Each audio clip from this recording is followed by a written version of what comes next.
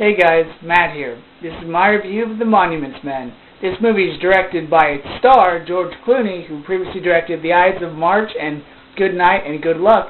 This movie stars George Clooney, Matt Damon, and Cate Blanchett, with John Goodman, Bill Murray, Bob Balaban, and Jean Dujardin. The Monuments Men is based on the true story during World War II of these men that were architects, sculptors, and art historians who were in charge of going to the front lines and retrieving and protecting this art that was being either stolen or destroyed. So when the trailer to this movie first came out, I was intrigued because I'm a fan of history and American wars.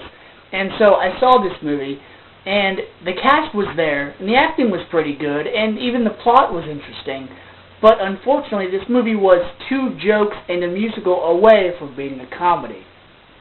The acting in this movie, for the most part, was pretty good. You had the serious roles going to George Clooney, Matt Damon, and Cate Blanchett, and then you had the comedic roles going to, well, pretty much everybody else. And the way this movie was structured was all of the men were hardly on screen together at the same time. Once they got to Europe, they were split up. George Clooney would be by himself, Matt Damon would be with Cate Blanchett, Bill Murray would be with Bob Balaban, and John Goodman would be with Jean Dujardin. Now, this movie primarily focused on the artwork and the historical preservation and appreciation of art rather than the men themselves. And so because of that, this movie didn't really give us any background or any character development into, well, any of them. And so to me that hurt the film because there was no drama to this movie. You saw these men as just John Goodman, Bill Murray, Jean Dujardin, and Bob Balaban in World War II uniforms. Because every time this movie tried to be dramatic, it would throttle back and it would place a joke in there, or it would place a funny line. It kind of took away from any of the suspense.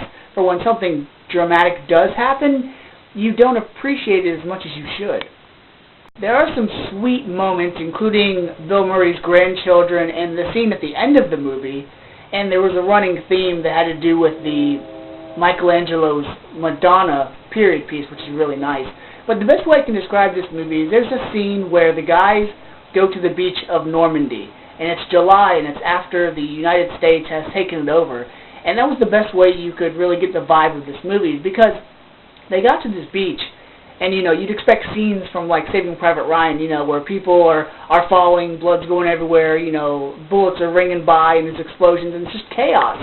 But when they get there, they just calmly walk off the boat because everything's settled and everything's calm. And that's the type of war perspective that it gives in this movie. Is I don't want to say it's lighthearted, but it's just not violent and gritty and serious at all. Not to take away from George Clooney's directing ability, because he can direct a movie, but this movie felt rather like a miniseries or a made-for-TV movie, where the only reason the budget was big was probably because they had to pay off all these big stars to be in this movie. So because this movie was more like Kelly's Heroes and less than Where Eagles Dare, I'm going to give The Monuments Men a C. It was enjoyable, but it wasn't as serious as I thought it was going to be. So until next time, guys, see ya.